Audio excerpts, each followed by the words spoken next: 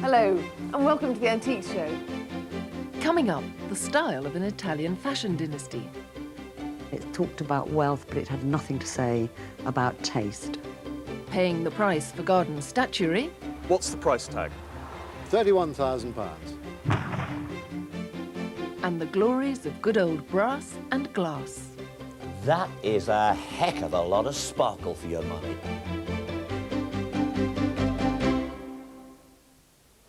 Expensive junk, or esoteric statement, or simply a way of conserving heritage. Whatever your view, the fact is that up until a few years ago, most of this would have been consigned to a skip. But now it's terrifyingly fashionable. Why?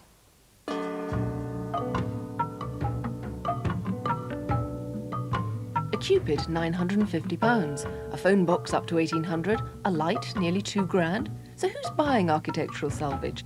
At Lascaux's in London, it could be Arab princes or rock stars, and even people known better for the arrangement of their facial expressions than their furniture.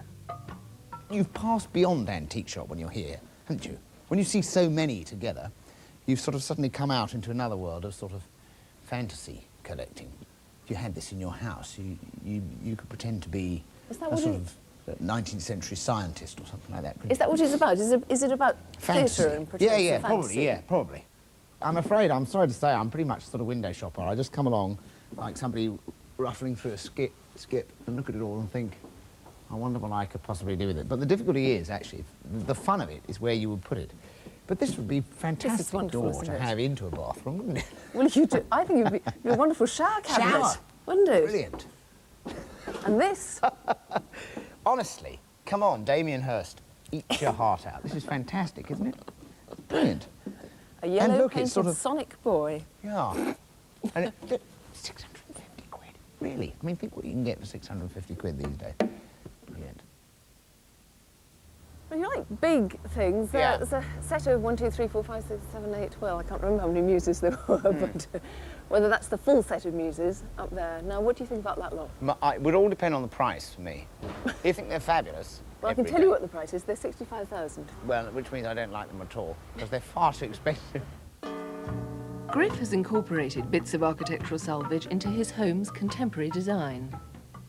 So, what came first? Did you have some of these things and then you built the place to incorporate them, or did you build and then acquire? We bought this, and we knew we were going to have a big space, and I knew that I had to have we had to have a fireplace, and I knew that I had to have a big fireplace. And then we decided we'd go to France, and then we were walking past the Louvre, and there's a place called the Louvre des Antiquaires, which is just opposite the Louvre, and is full of the most expensive antiques you've ever seen in your life. You know, ludicrously expensive things anyway.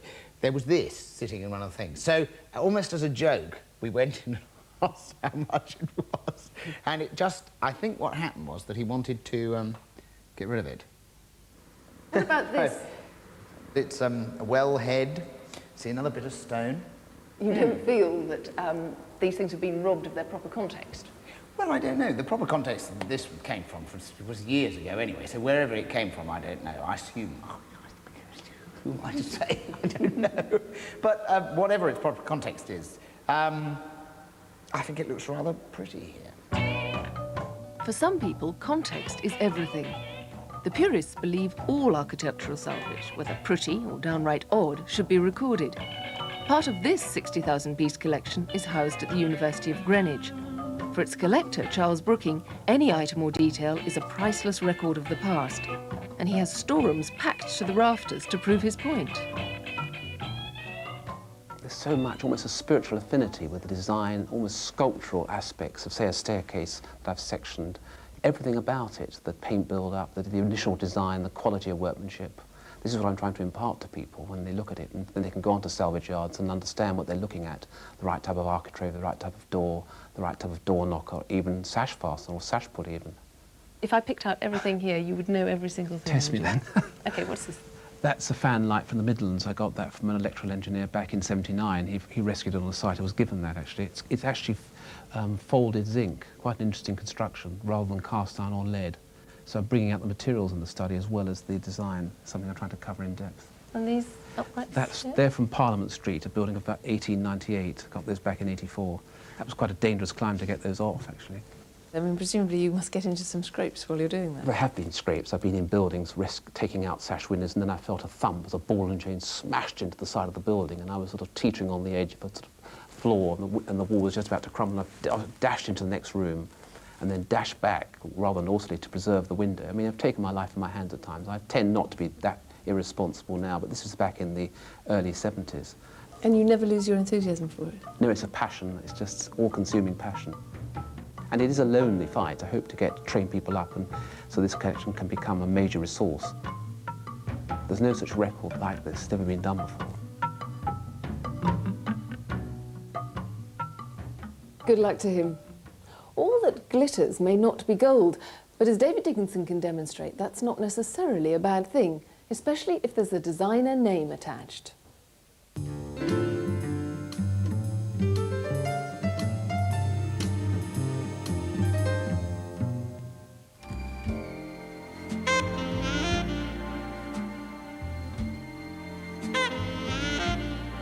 Ladies, you're going out for that very special evening.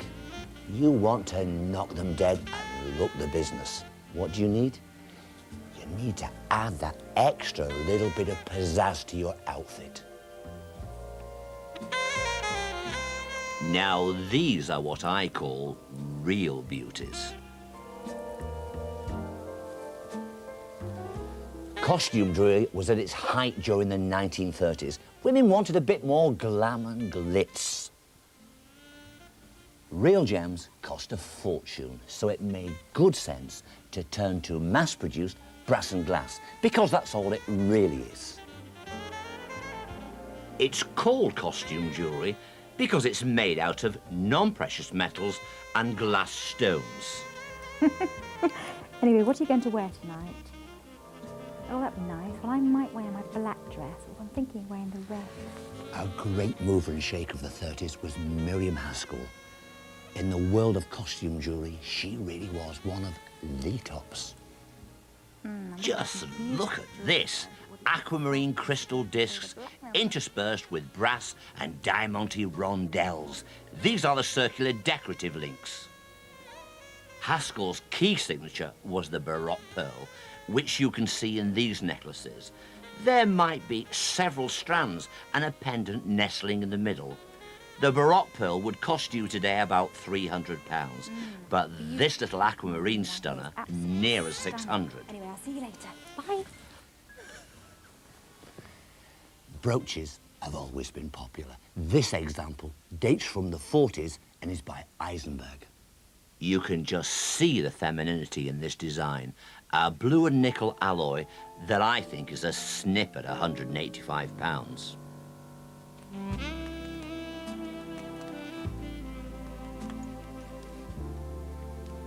Now, this really is an eye-catcher. Designed in the 1940s by Schiaparelli. At first glance, it looks a bit brash, but on close inspection, there are all the classic signs of quality. The stones are claw-set and not glued in. The links are well made in solid. This bracelet is worth £185. Now, the things you've got to look out for in this game are fakes and forgeries and poor design. And if you don't want to get conned, you need to look very carefully for a combination of clues. Firstly, is it signed, and is the signature genuine? If you've any doubts, check with a reputable dealer.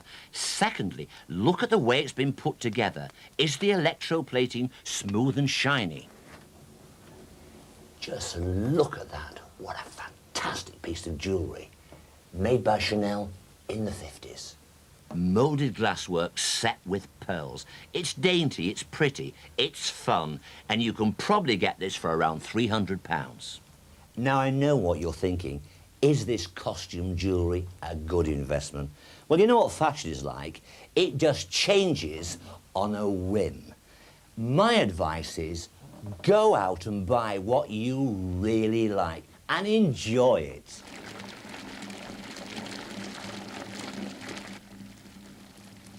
Oh, whatever you do, don't put your jewellery near dampness or water. It'll tarnish the metal and discolour the stones. And a certain no-no, whatever you do, don't let it anywhere near perfume, lacquer and soap. Now, you might get lucky and find a matching set like this. Earrings, necklace and bracelet. A set like that is called a parure. This is an Eisenberg from the 40s. It oozes fantastic quality. Just look at the shimmering brilliance of the crystals. This'll set you back about 650 quid. That is a heck of a lot of sparkle for your money, and I believe that will really hold its value. Christian Dior gave each piece a certain elegance in the 50s. Beautifully designed and of wonderful quality. A rainbow of colours catches the light. This one is not signed, so how do we know it's Dior? The brilliance of the stones is the first clue. And then there's the date on the back. Only Dior stamped his jewellery. Also, there's this chain with an S-hook. Typical Dior. It's the combination of these that give it the Dior look. Price, about £850, but worth every penny. I wonder where my taxi is. It's good to walk.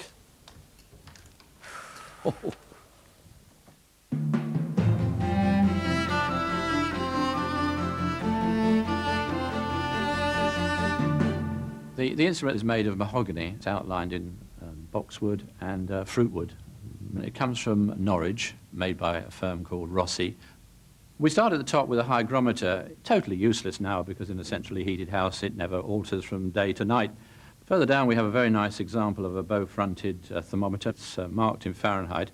Amusingly, it actually has things on it like blood heat and fever heat, but I'm not exactly sure how you get that in your mouth to measure your temperature.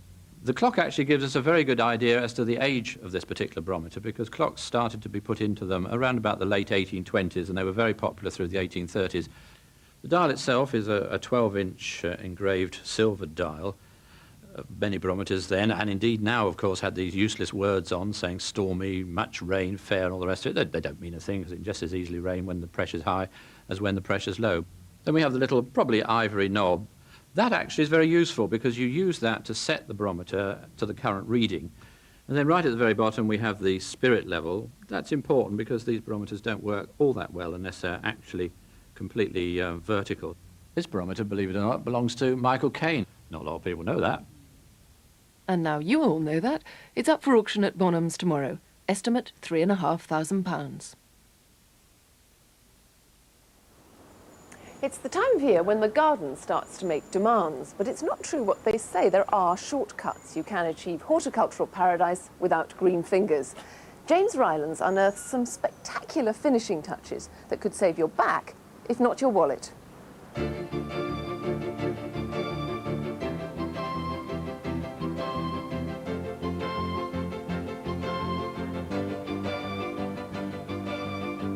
In the last 10 years, the market for garden statuary has come from relative obscurity to a multi-million-pound business. Demand for the humble stone mushroom up to the classical statue has meant that dealers like Tony Swain have to go to new territories to find the ultimate stone colossus.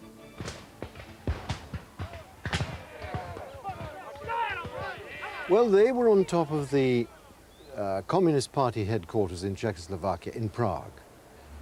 On the night of the Velvet Revolution, they were toppling them off the building, and our agent there went up and bought them from the authorities, and we managed to get them back here intact. Well, who do you think is going to buy something like this, and what sort of money are you expecting for them? Well, they do fit well into gardens. Really? Yes, yes. They give a sense of space and so on, and they're very dramatic. They should be seen from 45 degrees. Right. Really, To from get this it view. into perspective. Yes, yes. And what's the price tag? £31,000. Gosh. This is George Canning, who was an heroic figure in English politics, a lovely man and well proportioned. He's one of 4, James, that we bought. And what happened was there was a great fire in the Palace of Westminster in 1834, and there were hundreds and hundreds of statues. And all the members of Parliament, the senior members of Parliament, and some of the peers of the realm were allowed to pick some of the statues. Sir Robert Peel, the founder of the police force and the Conservative Party, he acquired them and had him put on top of his house in Staffordshire, and so you could look out of the... Gaze at him Yeah, every day when he absolutely. woke up. I must say, he does seem very strongly modelled indeed. Oh, yes, yes, indeed. He had an affair with Queen Caroline at that time. Oh, George IV's wife. Absolutely. So he'd need good, strong sort of legs to actually run away. Absolutely, absolutely. Come and look at the others. He died of constipation. Oh, no. Oh, yes. Showstopper. Oh, yes. Well, if you don't have the money or the inclination to have a 7-foot-high statue in your back garden, there's something for every Englishman's semi-detached castle. Well, everybody knows of these as stone mushrooms, but in fact they're called staddle stones, and there are literally thousands of them around the country, because from medieval times onwards, they were used to balance tithe barns on. And they're shaped like this to stop rats from running up the outside and getting inside and eating the grain. And yours for about £250 a piece.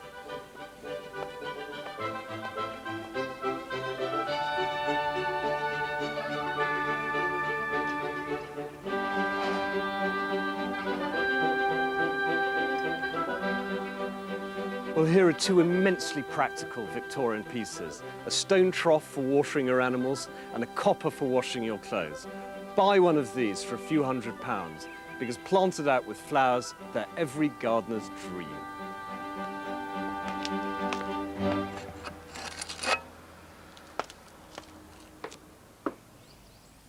But if you want to see statues in a perfect setting, there's a special place in the Surrey countryside. In his 80-acre estate, Baron Dolf Schwirtz de Landis has created the world's first statue supermarket. Well, I actually started after the property boom because I was actually in property and had to move into doing something else when the property market went bad. And I loved the idea of having things which you could move around. You know the thing about property, location. Well, these things you can move around. If they're in the wrong location, you can move them somewhere better. So it's a movable passion on your part. Absolutely, yes. So where does it all come from? Where did you buy it? Well, houses go through good times and lean times, or when a garden is redesigned. And obviously gardens fall into disrepair and then the statue is sold off. It's very much like the antiques business in general. So, this wonderful figure of Paris, I love him because he's so louche and languid. He hasn't got a care in the world, just gazing wistfully over to one side. But this is actually white marble, isn't it? It is, yes. Even though it's actually sort of slightly weathered, which, do people quite like that? Well, yes, they do. Either the things have to be really clean when they're indoor pieces, and quite often pieces have got too big for one's house, and people move them outside. Then they get this patina, which you can unfortunately never remove completely. But they then look wonderful in the garden. I love his cap. His cap is great, but the thing that the girls really like is his butt. Oh, He's got the most superb backside. That is He's very pert. That is very pert. Here we have, if I'm not mistaken, Mercury. That's right, yes. Messenger of the gods? Messenger of gods. And what's interesting about the statue is it still has some of its original paint. Oh, I can see. Because what, of course, happened, everyone wanted marble, but they couldn't have it because they couldn't afford it. And they took lead, they took stone, they either painted them white, or in some cases they used to paint them like original colours, which now seems incredibly garish. So what sort of money are we thinking about for him now? He's 18,000, but he's a wonderful piece, and he's weathered extremely well.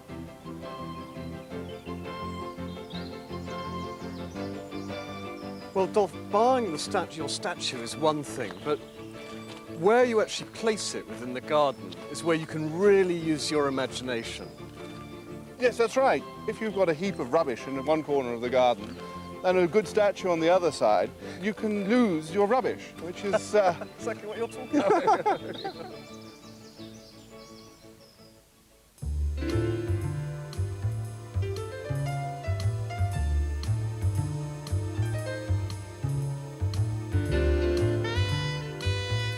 It's frustrating to have to battle constantly with a sticky drawer.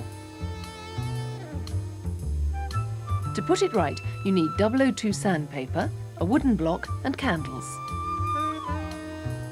Empty the drawer. Now pull it right out. Turn the drawer over.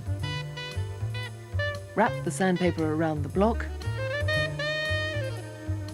Sand down the back 2 corners. This will stop the drawer from catching to the sides of the chest. Take the candle and rub along the sides of the drawer. The wax acts as a lubricant. Put the drawer back and refill it. Be sure not to overload it.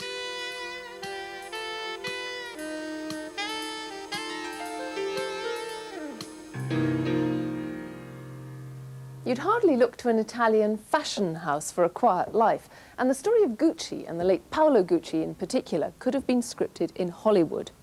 Yesterday, the contents of his home in Sussex came up for auction, and Tim Wonnacott explores the very personal taste behind one of the world's most exclusive names.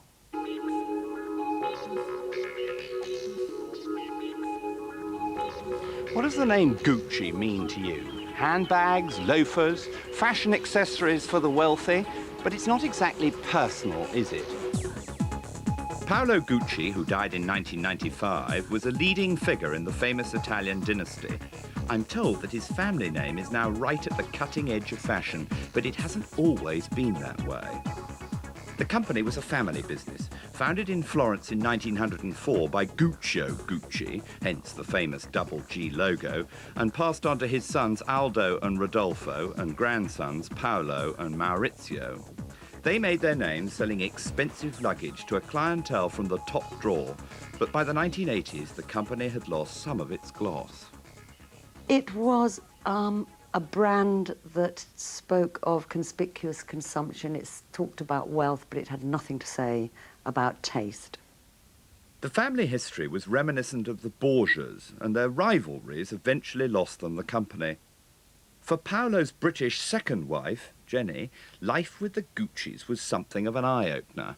Sometimes I'd have to pinch myself because I think, well, is this the way people go on? Because the tension in the the tension the whole time. It was like living on walking on eggs, you know, is he in a good mood? Shall I ask him that we do I better have some more housekeeping money? Oh, don't bother me now, I got this, I got that. It was extraordinary that a family could essentially destroy itself with its passions and its jealousies, its envies, its need to grab power, when they were given, if you like, a license to print money, and they ruined it.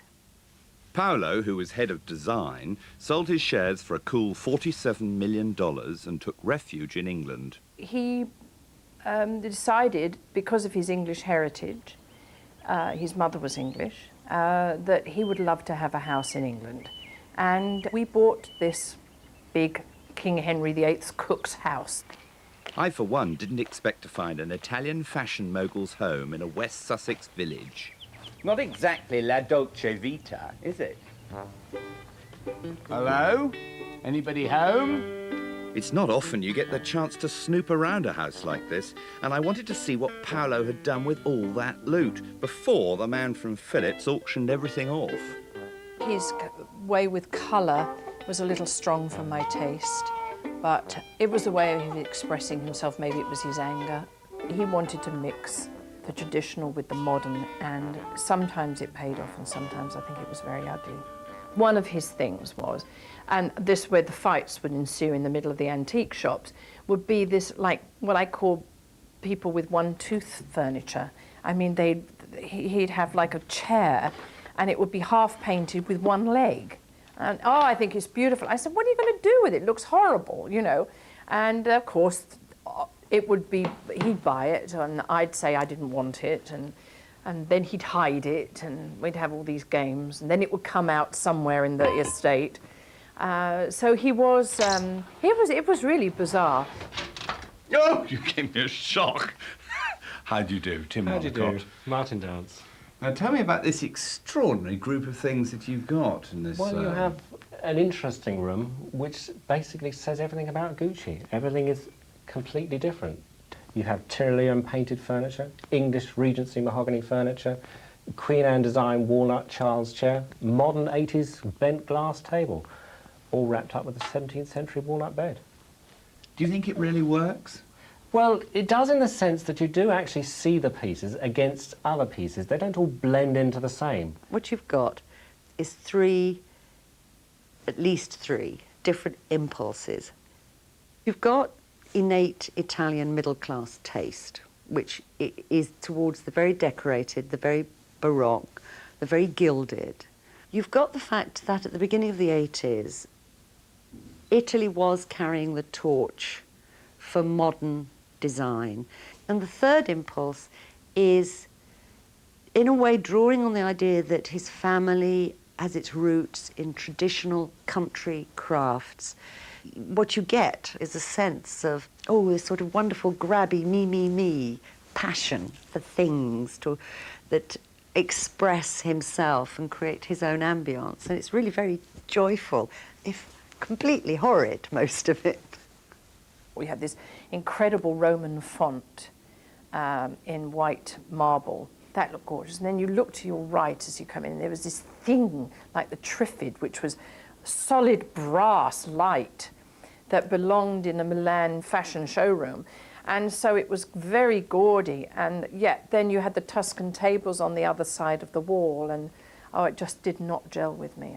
I was very upset about that. And all the photographers that used to come insisted on taking our picture right by this Trifid. Don't know what you spray these with. He wanted walls that weren't just painted. And he saw a Volkswagen in the street and said, that's the colour I want. And yes, he sent to Germany from the paint from Volkswagen, which the people that painted it had to wear masks and breathing apparatus because it was toxic. And so, yes, we did live in that. We lived in another section of the house, but the fumes would come in.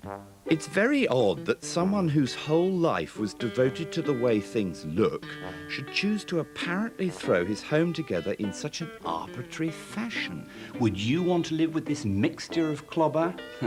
Give me the simple life. Although $47 million wouldn't go amiss. Still, you know what they say. Money doesn't buy you taste. That's all from the Antique Show for this week. Goodbye.